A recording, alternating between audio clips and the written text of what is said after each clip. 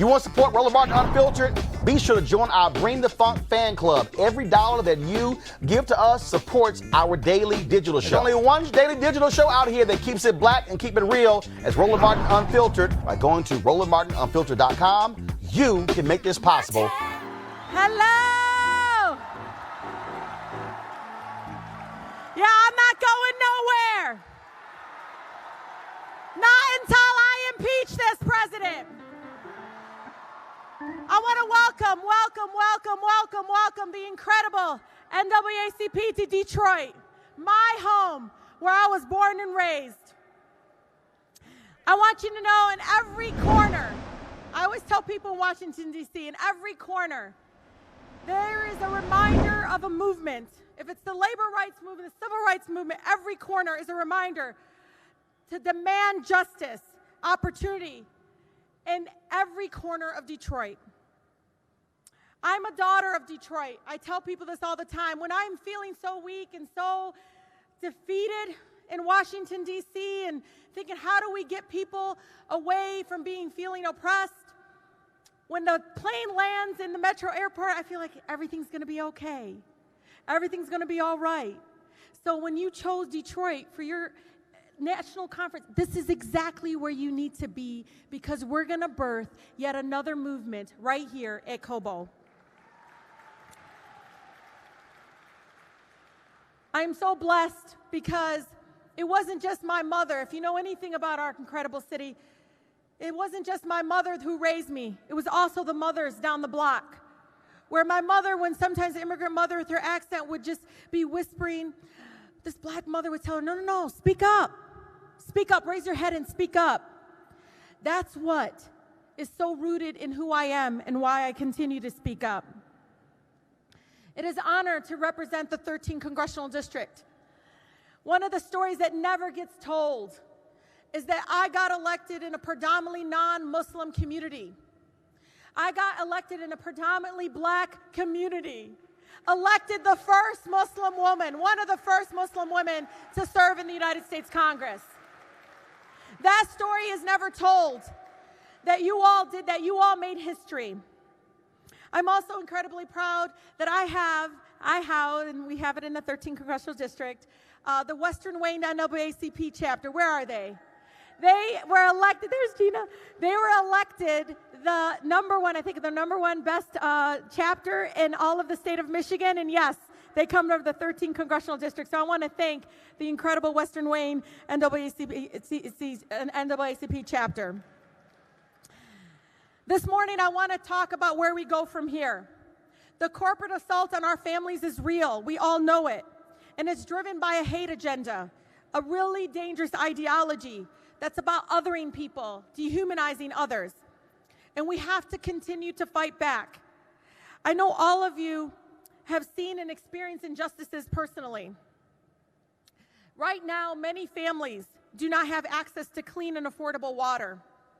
Literally throughout some of my schools, the drinking fountains are closed down.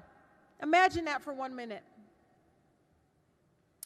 We know that too many people are forced to work multiple jobs just to put food on their table.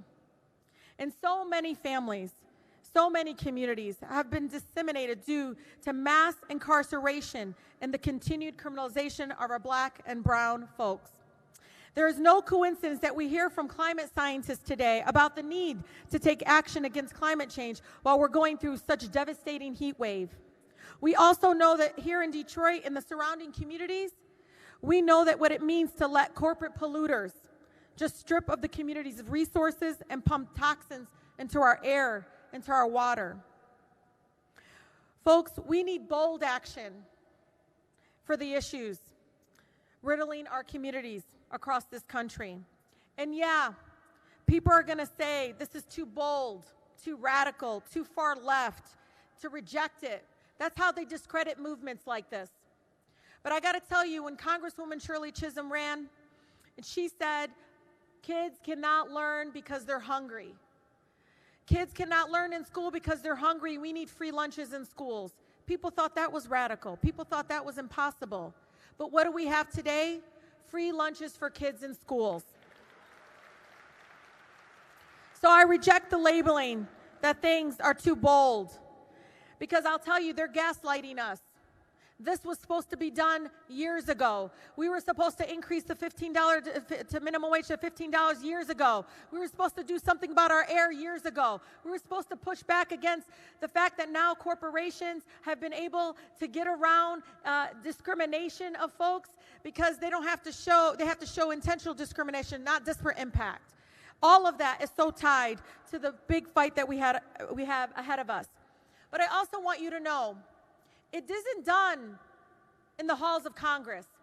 Grace Lee Boggs, an activist here in Detroit, would say to people, the movement of the civil rights, the movement to get women's rights, wasn't done because somebody introduced a bill. It was done because the folks in the streets demanded it, because of actions that were outside of the halls of the Congress and outside of the White House. It was done because all of you demanded us to do it. So recently I introduced the Boost Act. This legislation completely repeals the GOP tax scam that is only helping wealthy individuals, the rich, the corporations. And do you know what I did with that money? Do you know what I said? We're going to go ahead and put it into the pockets of folks like everyday Americans. If you make less than $100,000, you're going to get up to $6,000 in your pocket. And if you make less than $50,000, you're going to get $3,000. That's what we do with our public dollars. We give it back to the people that earned it. So the Boost Act may not be a salary, as some people defer it, but it is a signal that we've gone too far in providing for corporations and the rich and those on top, and have not taken care of our everyday folks, our neighbors, who are literally $400 away, an emergency, $100 emergency away from getting into the cycle of poverty. I'm also introducing Justice for All Civil Rights Act. And let me tell you, right now, and I see it in my district, I have the third poorest congressional district. And yes, I'm an attorney, and I worked at nonprofit organizations fighting against not only the previous governor, who literally polluted and allowed the poisoning of children in Flint because of corporate profit. I can tell you, Justice for All Civil Rights Act will transform our country. Because today, corporations and even those in the public sector have gotten away and have gotten really sly about saying, I'm not intentionally discriminating. No, that's not what I'm doing. Because the courts, ladies and gentlemen, the courts have watered down the Civil Rights Act and saying, we can't, disparate impact is not enough. What I mean by that is, and for folks that know this, driver's license responsibility fee in Detroit, in Michigan, was where, if you looked at it, it disproportionately hurt African Americans in Michigan were targeted by driver's license responsibility fee. But we couldn't prove intentional discrimination. It took us 2 years to show the pattern. Justice for All Civil Rights Act said, no, we're going to say if the impact of the policy in itself is discriminatory on the ground, that is enough to say you are violating our civil rights, you are discriminating against us. For those in Michigan that think, for all of us in Michigan, and this is hard for many of you that might not even live here and know this, but I know it's high in other states, but auto insurance. We know that there's discriminatory practices done in the auto insurance industry.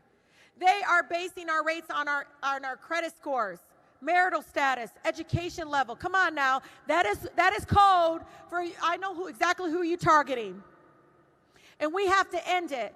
So I'm so proud that Congresswoman Watson Coleman and myself, she's from New Jersey, we introduced legislation. Yes, we introduced legislation in saying no more non-driving factors. It should be based on whether or not we're safe drivers, based on the make or model of our car, whatever it is. It should not be based on non-discriminatory factors. And let me tell you, here in Michigan, no joke, somebody with driving under the influence violation with a decent credit score, okay, credit score, is paying less than somebody with not a great credit score but a hell of a lot better driving record is literally paying. That person is paying 300% more than the person drinking while driving. I mean, see, that's what's happening. So Justice for All Civil Rights Act is important because if we don't get that piece of legislation out, we at least can get them in the courts.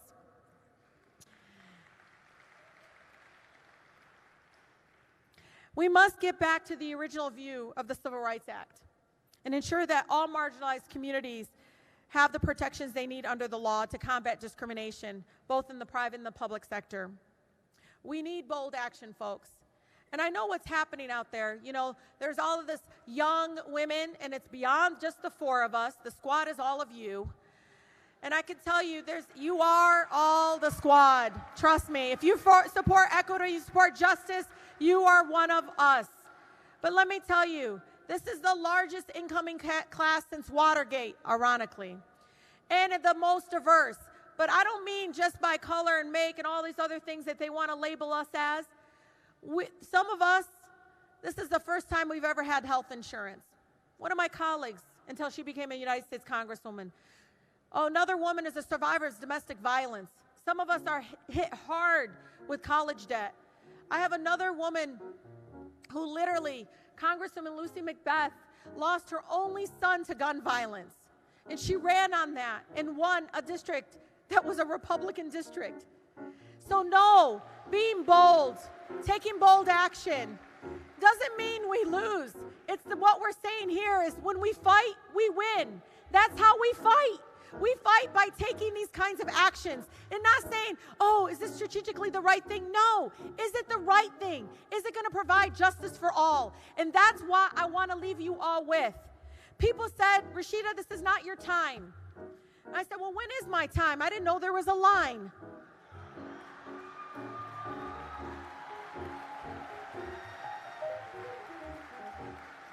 This is a new era of the civil rights movement. And until people like us in this room run for office and get on the inside and push back, we're not going to win. So not only in the streets, not only with legislation, but also you run for office. That's how you fight and win. Thank you so much.